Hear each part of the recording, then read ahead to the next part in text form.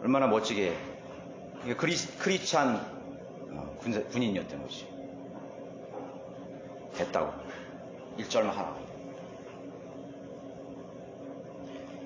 불법 체류자를 가려내기 위해서 이민국 직원들이 확인하는 일들 가운데 하나가 애국가를 불러보라고 주문하는 것이. 모르거나 좀 이상하면 들통이 나게 되어 있는 것이죠. 하늘의 시민권을 가진 우리 그리스도인들은 하나님을 항상 찬양할 준비가 되어 있어요. 콕 찌르면 내가 고난에 있거나 쫓기는 몸이 됐거나 언제든지 하나님을 찬양할 수 있는 그러한 준비가 되어 있어야 되는 것이죠.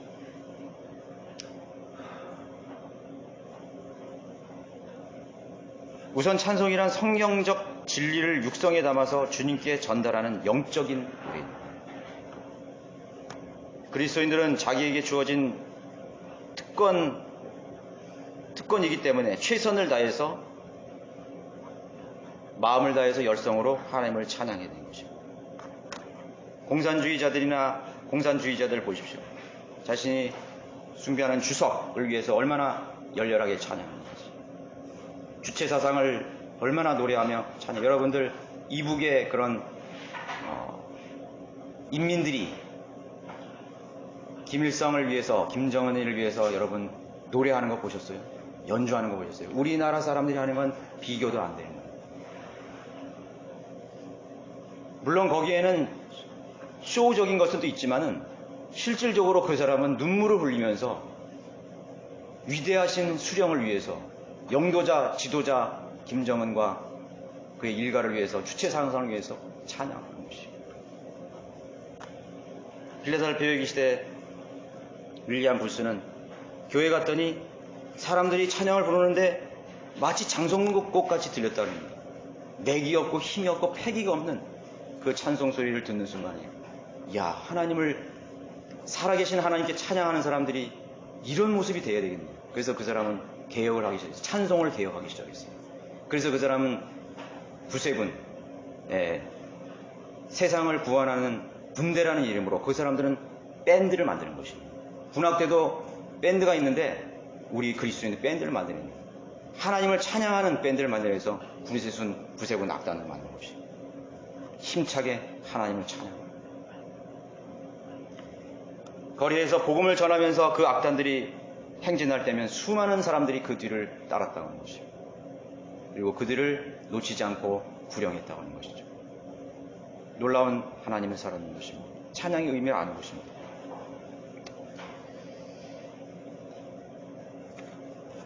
시편 맨 마지막 보면은요, 마지막 쪽으로 가시면은 찬양으로 마무리되고 있습니다.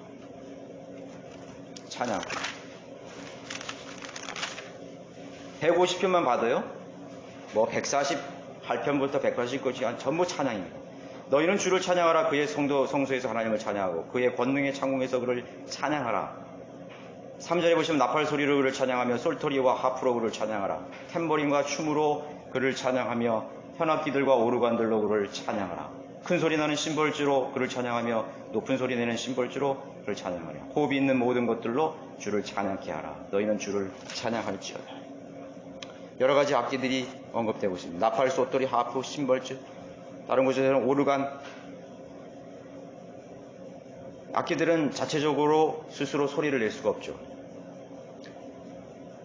누군가의 손에 의해서 소리가 만들어지고 음악이 되어 나가는 것입니다. 그리스도인의 몸과 마음도 악기와 같은 것이죠.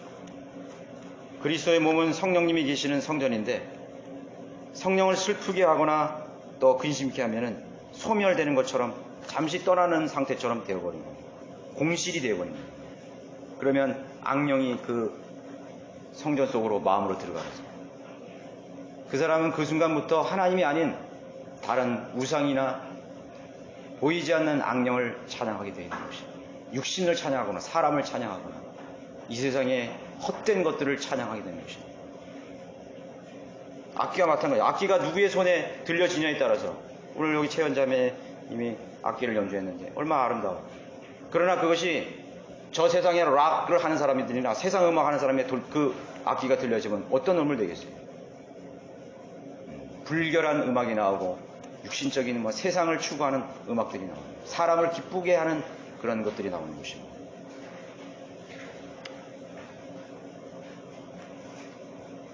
왜냐하면 사탄도 원래는 5번째 그룹도 찬양의 신이었어요. 찬양. 아름다운 찬양으로 하나님께 영광 돌리는 그런 자리가 주어졌던 것이죠. 그래서 인간으로 하여금 그런 찬양을 수많은 악기나 그런 걸 통해서 찬양받기를 원하는 것입니다. 그 안에 성령님이 계시지 않으면 우리는 자연스럽게 그 음악을 따라가게 되는 것입니다.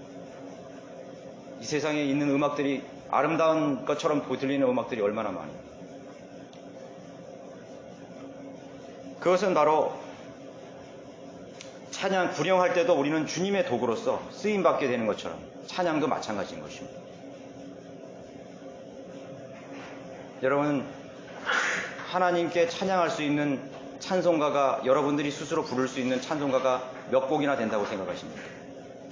지금 찬송한 것이 나한테 불러주겠습니까? 여러분 해줄 수 있어요? 내가 지금 마음이 너무나 고통스럽고 괴로운데 마귀가 나를 하는데 찬송 하나 좀 불러줄 수 있겠어요? 찬송 하나 연주 좀 해줄 수 있겠어요? 해줄 수 있어요? 그 미군 병사가 독일군에 발각되기에 그런 상황은 아닐지라도 언제든지 하나님을 찬양할 수 있어요. 남북전쟁 당시에 한 북군 병사가 또 역시 숲속에서 남군에게 포로가 되었습니다. 그래서 남군들이 당신은 꼭 스파이 같다고, 여기 있어야 될 리 없는 스파이 같다고, 여기서 뭐 하고 있었냐고, 여기 숲속에서.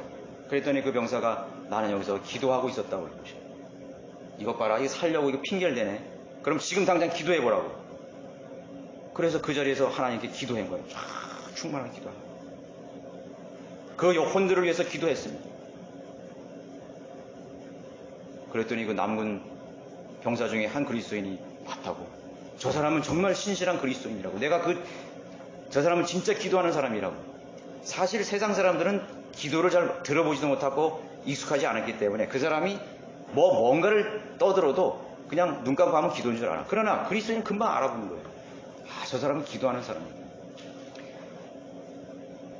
대중 앞에서 기도하는 사람들도 평소에 기도하는 사람하고 안 하는 사람하고 달라요. 골방에서 기도하는 사람은 양심을 찌르는 기도를 할 수 있어요. 그 사람의 마음을 설교 이상의 능력을 가진 게 기도예요. 평상시에 성령으로 기도하지 않는 사람들은 헛된 방법만 하는 것이죠. 공허한 기도를 하는 것입니다.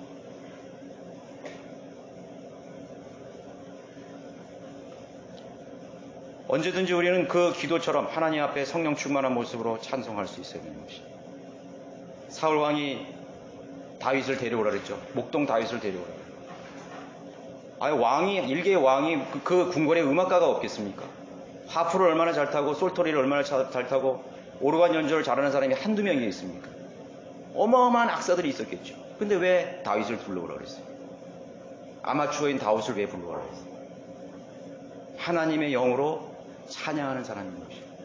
사울에게 임한 그 악신, 정신적인 그 창난증을 치료하기 위해서, 고통을 치료하기 위해서 치유할 수 있는 유일한 능력은 하나님의 영으로 할 수 있는 찬양 소리만이 자신을 치유할 수 있다고 생각한 것이에요. 그래서 다윗을 불러오라고 해요. 아무나 찬양하는 것이 아니에요.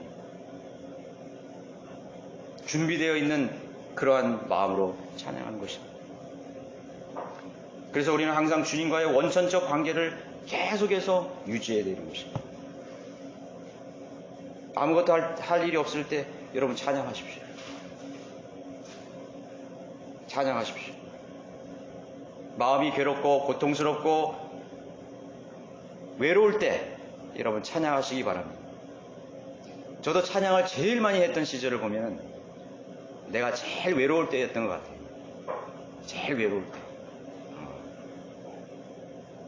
교회 바닥에 엎드려서 기도하고 하나님 앞에 찬양했던 것이. 아무도 안 보는 곳에서 하나님을 찬양했습니다. 저도 20대 초반에 서울에 올라가서 갔는데 거기 무슨 독립침례교회 다니는 교회 목사가 저보고 그런 거예요. 그 어디 생활할 데 없으면 자기네 교회에 와 있으라는 것입니다. 그 교회 목사가 그래서 좋다고. 그럼 좋죠. 그래서 자기의 교회에 와서 이렇게 학생들도 좀 지도해주고 그렇게 하라 그러는 거죠. 그래서 얼마나 감사해요. 그냥한테 저기 저 연신내 녹번역 가는데 아시죠? 서울 사람 아시죠? 저 불광동 가는데 연신내에서 명지대학 가는 곳 있어요. 버스로. 지금은 많이 변했겠죠. 거기 가니까 뭐 전부 그 공업사들 있잖아요. 뭐 이렇게 철제 막 만드는 공업사들 이렇게 뭐 드럼통 만들고 그다음에 막 연장 만들고 하는 큰 공장 같은 것들이 막 창고가 돼 있더라고요. 그 길이. 근데 그 중간에 1층에는 그런 그 철제 만드는 공장이 있고 그 2층에 철다리로 올라가면 거기 교회가 있어요. 그러니까 밤에 거기서 제가 생활을 했거든요. 그러면 밤이 되면요 거기 공장지대이기 때문에 전부 불이 다 꺼져요. 큰 카메라. 나 혼자 거기 이제 거기 그 공장 2층 하여튼 뭐 철로 된 그런 집이었어요. 그게 교회였대요. 나 혼자 남는 것입니다. 어떤 때는 좀 으시시한 마음도 들어요. 또 외롭고 또 어디 아는 데도 없고 뭐 만날 사람도 없어. 갈 사람도 없고. 그러면 기도하고 찬양하는 일밖에 없었어요. 그냥 뭐 1시간이고 2시간이고 3시간이 찬양하는 거예요. 그 마음에 기쁨도 생기고 또 막 눈물도 나고 하나님 앞에 너무 가까이 갔던 그런 시절이었어요. 찬양. 그러면 그 찬양이 나에게 큰 힘이 됐어요. 그 찬양의 그 시들이 나의 고백이 되었고 또 나의 간증이었어요. 찬양의 능력이 있습니다. 세상 근심과 고독과 공허함은 어느덧 다 사라지고 성령님이 하나님께서 나와 함께 하신다는 대단한 확신이 나에게 되는 것이에요. 아무것도 부러울 것이 없었어요. 하나님이 나와 함께 하시고 나는 찬양하는 사람입니다. 찬양의 이유는 무엇입니까? 하나님의 명령이기 때문에 찬양해야 됩니다. 너희는 주를 찬양하라. 찬양은 영적인 노래이기 때문에 그분의 영의 감동으로만이 할 수 있는 노래예요. 연주도 마찬가지입니다. 연주도 마찬가지입니다. 저도 원래 이 노래로 하는 찬양을 잘 못하기 때문에 악기 연주하는 건 내가 음악은 자신이 없어도 재능은 없어도 악기 연주하는 걸 좋아했어요. 근데 뭐 지금 나이 먹어서 뭐 배울 수 있나요? 피아노도 그렇고 또 저기 그 전에 있던 교회에서는 기타를 좀 쳤는데 뭐 기타도 그렇게 잘 못 쳐요. 반주 정도 할 수 있을 정도. 많이 쳤죠. 그게 나중에는 이제 서울교회 가니까 트럼펫이 4대가 있는 거예요. 아무도 안 불었어요. 그래서 박구 형제 나 뭐 누구 해서 내가 원주에 있을 때 하나 가져온 거예요. 우리 김사정 형제도 있고. 그래서 여기 원주에 2대를 가지고 온 거죠. 미국 사람들이 그거 쓰다가 버리기가 뭐하니까 우리 서울에 보내온 거죠. 펜사콜라에서. 그래서 그거를 연습해서 겨우 음을 내고 이제 하게 된 것이죠. 그래서 저도 가끔 불어요. 집에서도. 또 좀 연습 좀 많이 하면 거리 설교 나가서도 또 한두 곡씩 하고. 얼마나 좋은지 모르겠어요. 나 혼자 그렇게 연주하면은 비록 내가 잘은 못 불지만은 그래도 내가 하나님을 찬양할 수 있는 것이죠.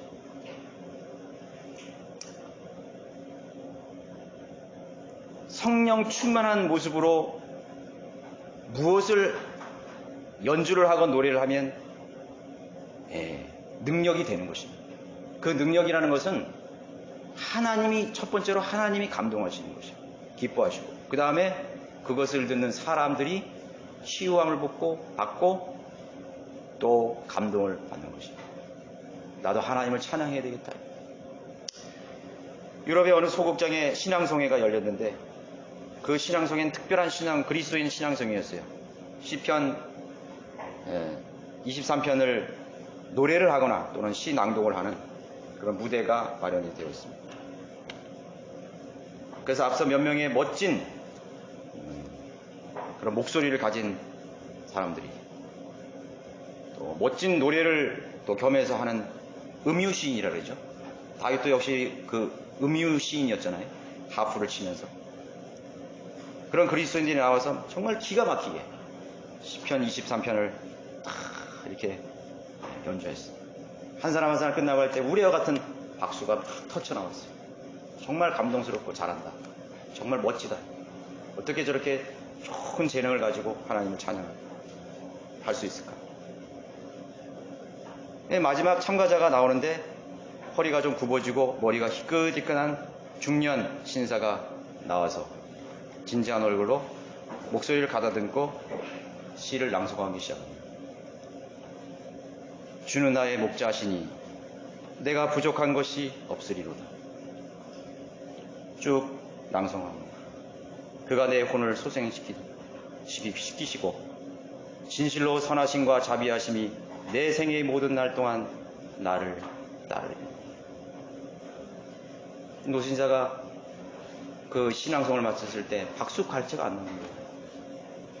조금 있다가 여기저기서 흐느끼는 소리가 들려오는 것이.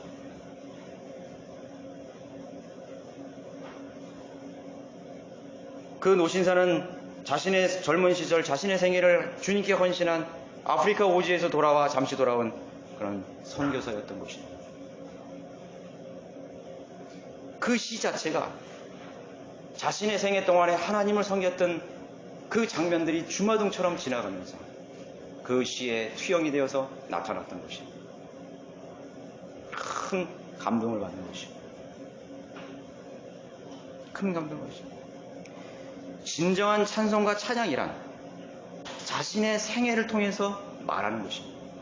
자신의 몸을 통해서, 삶을 통해서 하나님께 드려지는 것입니다. 자신의 생애를 하나님께 순종했을 때 진정한 찬양이 나오게 되는 것입니다. 그것이 능력이 되는 찬송입니다. 무슨 깨꼬리 같은 것은 나와서 막 찬양하고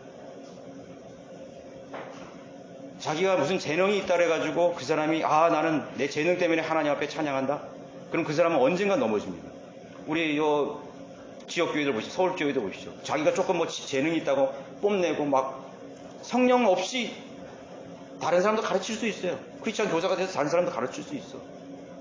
야, 참 연주 참 잘한다 할 수 있어요. 그러나 그 연주하는 형제나 자매의 생애를 안다면 무슨 감흥이 있겠어요?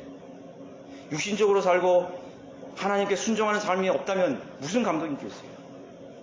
그러나 그 연주하는 연주자의 삶이 하나님 앞에 희생적이고 헌신적이고 순종하는 삶을, 신실한 삶을 살아가는 것을 그 회중이 안다면 그 찬송이 조금만 부족해도 얼마나 큰 영향을 줄 수 있겠습니까? 그럼 말이 있죠. 입으로 노래하지 말고 너의 생애와 너의 삶으로 노래하라. 그런 말이 있는 것입니다. 세상의 가수들도요, 이 감동을 주는, 사람이라는 게 감정이기 때문에 감동이 그죠. 그런데 그 가수들 중에서요, 참 그 사람의 가수, 비록 그걸 듣지만은 너무나 감동이 돼서 그 청중들이 다 막 눈물바다가 되는 거야. 그리고 그 가수도 눈물을 철철 흘리면서 부르는 거야. 왜 그랬을까요? 자신의 생애이기 때문에. 자신의 생애를 노래하는 사람들의 노래는요, 오래가, 사람들의 기억 속에서 오래 남아. 하물며 하나님을 찬양하는 그 찬양이야말로 얼마나 더 그러하겠습니까? 입으로 노래하지 말고, 입으로 찬양하지 말고 너의 생애로 노래하라. 저 역시 지금까지 이 강단에서 설교를 많이 하면서 제가 지금 설교를 하면서 갖게 되는 경험 중에서 알게 된 한 사실이 있습니다. 어느 시점에서. 그래서 저는 그때부터 제가 강단에 서는 마음의 태도를 바꿨어요. 설교는 정보 전달이 아니다. 설교는 지식으로 하는 것이 아니다. 주님과 동행한 지금까지 나와 함께한 내 삶으로 내가 설교하는 것이다. 난 그걸 아는 것이에요. 그렇게 돼 볼 때 내가 자격이 없더라고. 내가 뭐 하나님과 동행해서 내가 주님께 드린 게 뭐가 있느냐. 수많은 믿음의 선배들이 남긴 그 발자취에 대해서 내가 남긴 게 비교할 것이 무엇이냐. 하여튼 못합니다. 물론 내가 신학원도 졸업하고 책도 많이 읽었고 아는 거는 많을 수 있었어요. 그러나 그건 설교가 아니에요. 그건 정보 전달이지. 그 다음서부터는 조금 제가 좀 알게 됐어요. 내 생애로 설교해야 되는 것이고. 그렇죠? BTS나 한류 스타들의 노래가 왜 영향을 끼치고 있을까요? 요즘 들어서 한국의 K-팝이 전 세계를 휩쓸고 그들은 음악을 하는 단순한 뮤지션이 아니라는 사실을 알아야 돼요. 단순한 그런 가수나 연예인이 아니에요. 사탄에게 자신의 혼을 맡긴 사람들, 악령에게 자신의 혼을 판 배우의 그러한 제작, 실질적인 사탄 숭배자가 있는 것이. 그건 우리나라뿐만 아니라 모든, 특히 할리우드 음악 같은 경우, 락 뮤직, CCM, 음란하고 선정적인 댄스 뒤에는 단순한 뮤지션이 아니에요. 영적인 것이에요. 그래서 세상의 혼들을 열광시키는 것입니다. 사로잡아 버리는 것입니다. 사탄이 먼저 그들을 접수하는 것입니다. 소리만 들리면 막 까무러치는 것입니다. 어둠이 어둠을 불러오게 되는 것입니다. 여러분 한 가지 걱정해 보십시오. 두 가지, 세 가지, 네 가지, 다섯 가지, 여섯 가지 걱정. 나중에는 어떻게 됩니까? 아유 죽고 싶어라. 세상 살기 싫다. 어둠은 깊은 물이 깊은 물을 부른다 그랬죠, 시편에? 철이 철을 날카롭게 한다 그랬잖아요. 반드시 어둠은 어둠을 불러오게 되는 것입니다. 우리가 성령의 빛 가운데로 더 가면 더 하나님께서 밝은 빛을 주시는 것입니다. 하나님의 것들을 얼굴을 갈구하면 우리는 하나님의 임재 앞에 올라가게 되는 것입니다. 찬양은 하면 할수록 성령 안에서 하나님께 드리는 그런 찬송하면 할수록 우리의 마음이 더 큰 만족으로 채워지는 것입니다. 세상의 염려와 초조함과 미래에 대한 걱정들이 틈을 탈 리가 없는 것이죠. 죄가 틈을 탈 리가 없는 것입니다. 구원받은 죄인들은 마땅히 주님께 감사하고 찬양해야 됩니다. 고침을 받은 소경, 바디모의 소경. 38년 된 병든 자가 일어났을 때, 죽었던 자가 일어났을 때, 예수님께서 침상을 두고 이제 너희는 일어나라고 했을 때, 그리고 비틀거리지 말고 똑바로 걸어가라. 이제는 보이느냐? 희미하게 보였던, 안 보였던 것이 저기 보이는 거예요. 예수님을 만난 사람들은 희미하게 보였던 소경과 같은 삶을 다 정리하고 이제는 똑바로 형상을 봐야 됩니다. 비틀비틀 걷는 게 아니라 똑바로 걸어가야 됩니다. 똑바로 걸어가라. 침상을 버리고 갔습니다. 할렐루야! 주는 위대하신 하나님이십니다. 노래했잖아요. 하나님 찬양했잖아요. 그것이 찬양입니다. 나를 구원하신 주 예수 그리스도. 여러분들이 삶 속에서 해결하지 않는 마음에 무거운 짐이 있습니까? 아직도 예수님을 못 만난 거예요. 구원은 혹시 받았다 할지라도 아직도 비틀거리는 거예요. 예수님을 만난 사람은 성령에서 예수님을 만난 어떤 사람도 슬퍼하거나 좌절하거나 낙심하거나 한 사람도 없었어요. 물동이를 다 내버려 두고 심장을 다 걷어치우고 그물을 다 내팽개치고 소를 다 내버려 두고 심지어는 죽은 부모까지 다 형제들에게 맡기고 주님을 따른 사람입니다.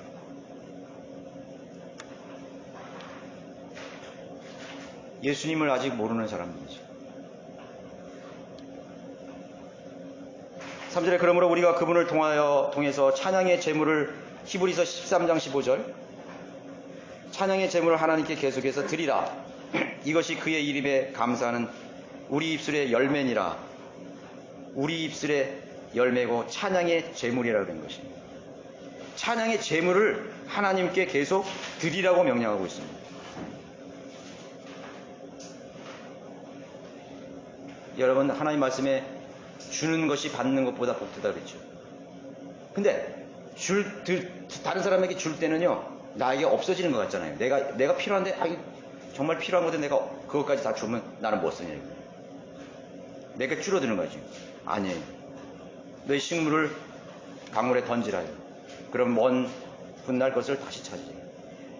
하나님의 이름으로, 주님의 이름으로 드린 것들은요, 하나님이 반드시 돌려주게 돼 있어요. 그래서 그리스도인들은 계속 주는 거야. 그 비밀을 아는 사람은 계속 줘. 뭐 다 가져가.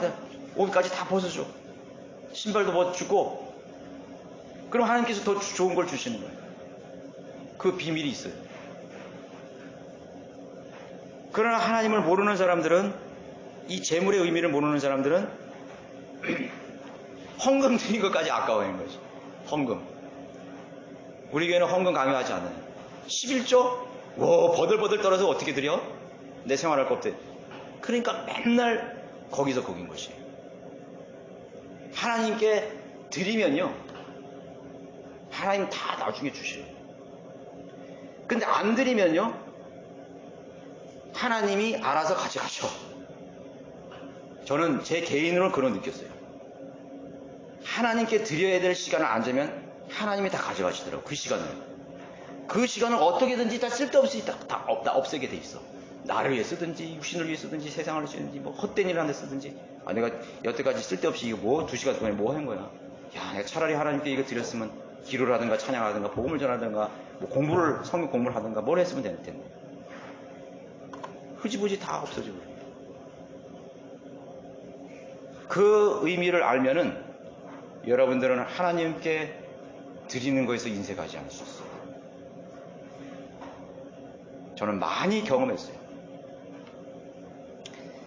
자, 우리가 하나님께 찬양하는 것은 재물과 같은 것이라서 많이 드릴수록 하나님이 무엇으로 주실까요? 마음의 평안과 위로를 주시고 성령 충만한 모습으로 지혜와 명철. 여러분, 성령이 딱 들어가면 뭐라 했어요?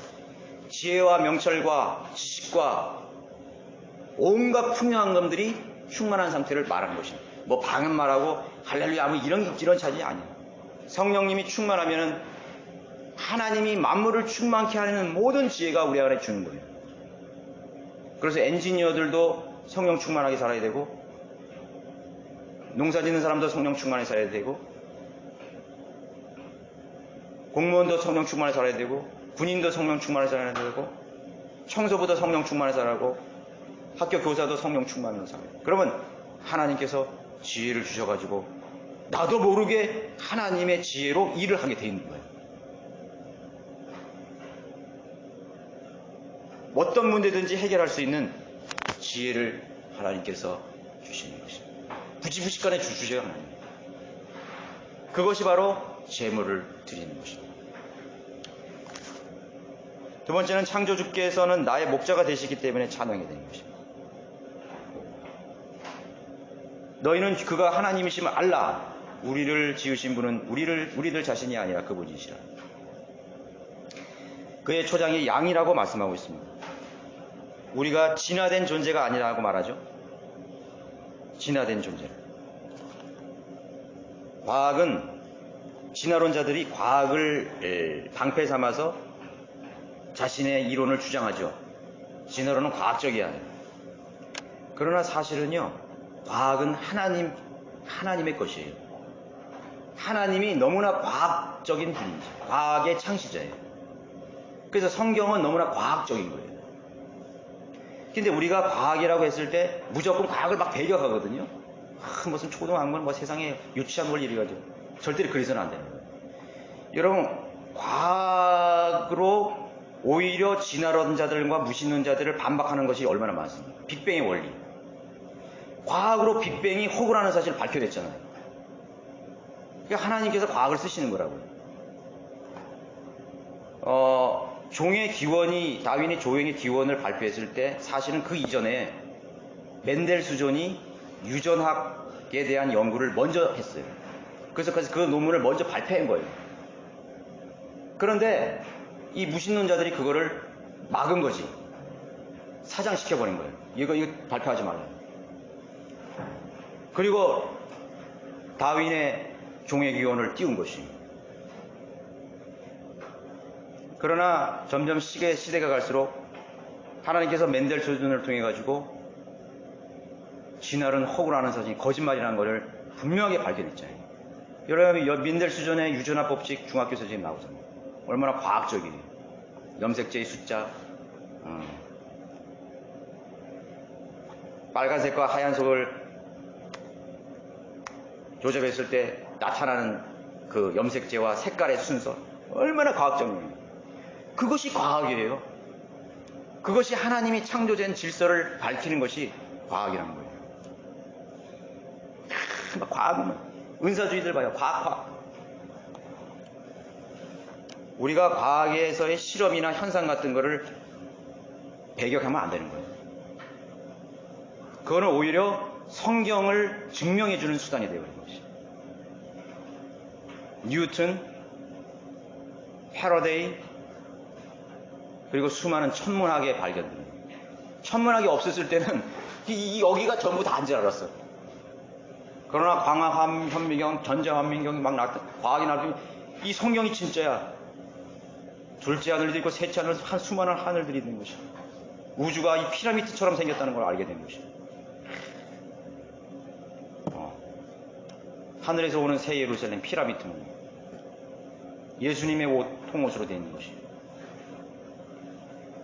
첫째 하늘의 물과 물층을 발견한 거예요. 천문학이 발견된 것이에요.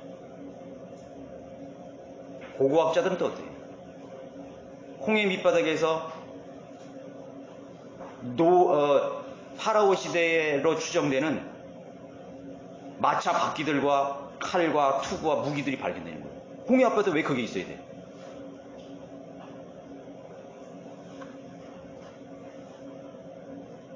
하나님께서 홍해를 가르칠 때 파라오의 군대들을 한 사람도 남기지 전부 그 홍해에 수장시켜버렸잖아요. 그게 지금 발견된 거예요. 수중 탐사로. 한두 개가 아니. 아라라산에 노아의 방주 흔적이 만년설에, 그것도 어디서 아니면 중국, 홍콩, 매스컴을 통해서 거기를 취재를 했어요. 기자회견까지 내렸어요. 그거 내보내지 마세요. 이미 나갔어. 몇 번. 거기에 무슨 들어갔더니 방들이 많고 나무 기둥들이 썩적 그대로 남아있는 거예요. 3층으로 돼 있고 그 노아 방주지. 물리학의 이론들. 하나님께서 우리를 지으신 분이라는 것을 찬양을 해야 돼요. 그래서 과학자들, 제대로 된 과학자들은 결국 하나님을 두려워하는 사람으로 변화가 되는 것입니다. 그리스도인이 많다는 얘기예요. 그리스도인이 많다는 거죠. 길이 남을 음악의 거장들, 바 핸델을 비롯해서, 바는 음악의 아버지고 핸델은 음악의 어머니 아니에요. 세상에 그렇게 붙였어요. 그 사람들은 전부 하나님을 찬양하는 사람들. 바의 지선상의 아리아 같은 경우는요, 원제목이요, 글로리 투 갓이에요. 근데 세상 사람이 이걸 다 지워버렸어. 기가 막히잖아요. 천상의 음악 같이 들으면, 여러분, 그 지선상의 아리아를 들어본 사람이 있는데 천상의 음악 같잖아요. 하나님께 영광을 돌리는 찬양이에요. 성소에서 찬양하고 그가 지으신 창공에서 찬양하라. 창공들아 찬양하라. 그러나 과학으로는 바뀔 수 없는 현상들이 성경에 많이 있습니다. 해가 멈췄다는 사실, 동정녀 탄생, 부활, 그런 것 때문에 사람들이 과학은 그걸 또 안 믿거든요. 그러니까 과학은 나쁘다 이렇게 되어버리는 거지. 그러니까 극단적 세대주의라는 게 있잖아요. 극단적 세대주의. 그런 사람들은 성경의 머리를 꽉 쳐박고 아무것도 모르는 사람입니다. 융통성이 없는 사람. 그래서 그런 사람들도 성령님이 조명하는 거죠. 그래서 성경을 많이 읽고 공부하는데도 진리의 지식에 이르지 못하는 사람들이 있거든요. 아, 나는 성경 100도 했어. 뭐 몇십도 했어. 근데 진리의 지식은 없어. 왜 그런 거예요? 하나님께서 빛을 안 조명해. 그게 조명이라는 거예요. 하나님께서 지혜와 명철을 주셔서 깨우치게 하는 능력을 주셨을 때 성경을 이해하고 또 나누고 그런 게 나오는 건데 지혜를 안 주시기 때문에.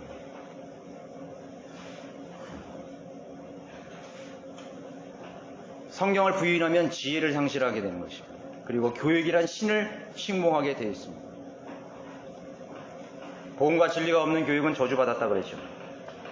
교육뿐이겠어요? 하나님이 없는 어떤 사업도 다 저주받은 거예요. 기업 다 저주받았어요. 결국은 몰락의 길 지옥으로 가는 거예요. 그 사람들은 하나님을 만날 가능성이 거의 없어. 여러분, 대기업가가 하나님 만날 가능성이 얼마만큼 있겠어요? 거의 없어요. 그래서 부자가 천국에 들어가는 것이 그렇게 어렵다는 거야. 낙타가 바늘구멍 들어가는 것보다 더 어렵다는 거예요. 부자들이. 능력을 가진 사람도 마찬가지예요. 똑똑한 사람도 마찬가지예요. 자기 기준이 분명하게 있는 사람도 마찬가지예요. 자기만 옳은데 다 필요 없다고. 마음이 공허하고 인생의 한계점에 부딪히고 아프고 수없이 낙심하고 절망하고 가난하고 눈물 젖은 빵을 먹어보고 한 사람만이 하나님을 찾게 돼 있는 것입니다. 잘 나갔으면 하나님 못 찾았어요. 저도 어린 시절 꿈이 있었거든요. 공부도 잘하고. 우리 가문 얘기하면 그래도 괜찮은 가문이야. 그러나 내가 그렇게 그 어린 시절을 그렇게 날았더라면 절대로 하나님 만날 가능성이 없어요. 야, 어떻게 보면 하나님 너무 감사합니다. 그랬을지는 몰라요. 여러분들이 그리스도인 부모나 자녀나 가족에게서 여러분들이 태어난 사람이라면 너무 감사해야 되는 거예요. 구원받는 사람보다 구원받지 않고 살다가 죽어서 지옥에 간 사람이 얼마나 많은 거예요. 그 비율은 노아의 홍수에서 구원받은 그 비율이에요. 소돔과 고모라에서 구원받은 그 비율이라니까요. 75억의 인구 중에서 몇 명이나 구원받았을 것 같아요. 몰살이라는 말이 몰살. 그러나 하나님은 그거를 너무나 안타깝게 생각하시기 때문에 그리스도인들에게 혼에 대한 연민을 넣어주시는 것입니다. 성령으로 충만한 사람은 혼에 대한 연민을 넣어주십니다. 제가 지난 시간에 트라우마에 대해서 얘기했죠. 그 트라우마를 주시는 거예요. 잃어버린 혼들에 대한 강박관념을 주시는 거예요. 그래서 하나님께 어떤 형태로든지 헌신하는 것입니다. 그 사람이 성령 충만하러 가는 것입니다. 그래서 신학 박사들을 세상이 존경하는 이유는 것입니다. 세상에서 박사도 중요하니까 하나님을 아는 학문에다가 박사학위를 붙여가지고 신학 박사를 해서 말하는 것입니다. 진정한 그리스도인에게 던지는 질문입니다. 몇 명의 혼을 당신은 살면서 그리스도께로 인도한 것 같습니까? 몇 명의 혼들을 그리스도께 인도한 것 같습니까? 우리는 질문을 던지는 사람이 되어야 됩니다. 당신은 죽어서 영혼을 어디서 보내시겠습니까? 호주에 그런 노인이 하나 있었다 그러잖아요. 시드니. 그 할아버지는 수십 년간 그 질문만 했대요. 젊은이, 죽어서 영혼을 어디서 보내게 되겠는지 생각해 보았는데, 만나는 사람마다 죽어서 영혼을 어디서 보내겠습니까? 관광객들에게. 수많은 사람들이. 그 노인이 알려진 것은요, 한 사람이 그 말을 듣고 마음에 찔림을 받아가지고 예수님을 영접한 거예요. 알게 된 거예요. 그리고 나중에 유명한 목사가 돼가지고 그 간증을 하면서 그 시드니 어느 거리에서 복음을 증거했던 무명의 노인이 세상에 회자되기 시작해요. 수많은 사람들이 그 질문에 찔린 거예요.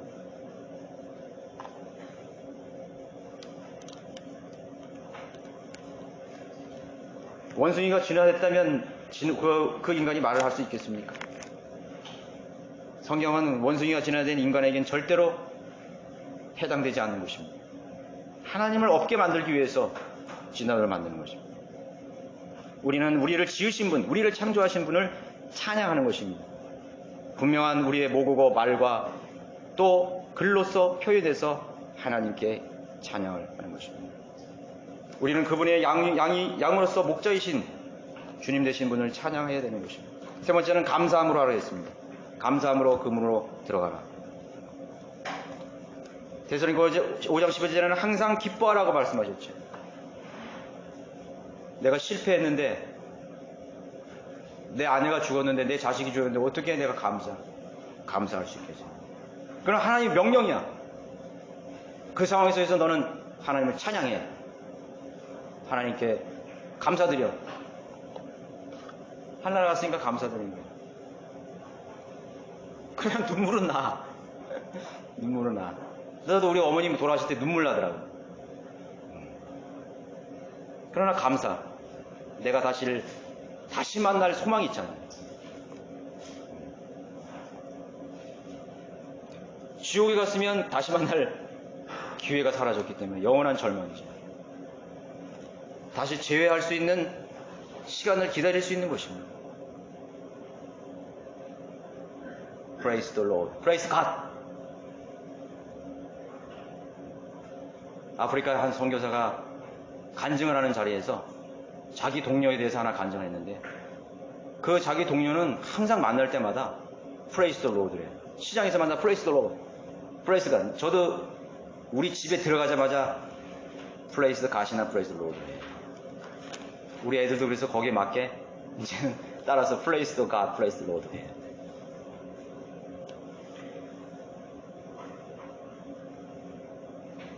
그런데 그 선교사가 자기 동료의 아기가 죽었다는 소식을 들었대요. 그리고 일주일 지난 후에 시장이 저 멀리서 만났는데, 자기를 보자마자 멀리서 Praise the Lord. 나는 그 친구 선교사의 자녀가 죽었다는 사실을, 장례를 치른 지 얼마 안 지난 거 알았는데, 그 순간에도 주님을 찬양합시다.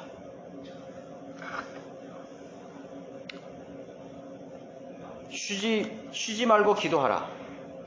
죄와 연루되지 않기 위해서 우린 쉬지 말고 기도하고 찬양해야 됩니다. 여러분들이 기도 없이 성령 충만 없이 대화를 하면은 반드시 실수를 하게 돼 있어요. 반드시 실수합니다. 헛된 말만 하고,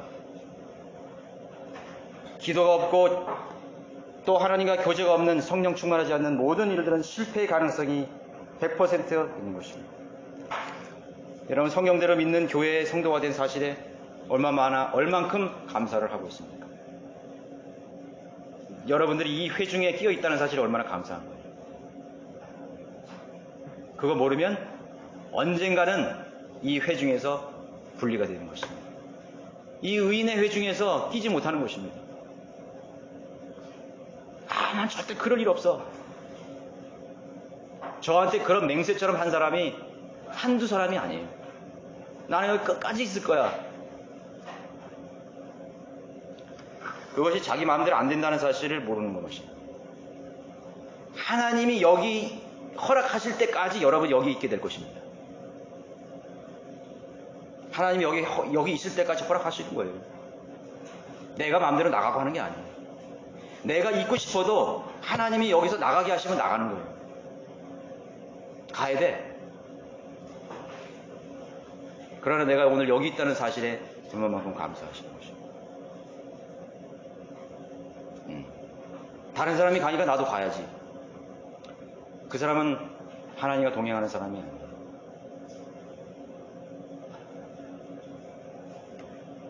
진리를 떠난 사람, 복음을 떠난 사람, 하나님과의 교제가 떠난 사람이죠. 진리를 깨닫다는 것에 대해서 얼마나 감사하고 있습니다. 바른 양육과 성장할 수 있는 그런 자리에 있다는 것이, 또한 아름다운 성도들의 교제가 있는 것에 대해서 얼마나 여러분 하나님 앞에 찬양과 감사를 드릴 수 있는 것입니다. 나는 저 형제를 안 것은 너무나, 내가 저 자매를 안 것은 너무나 감사합니다. 그렇게 여러분 하나님께 감사드린 적 있어요?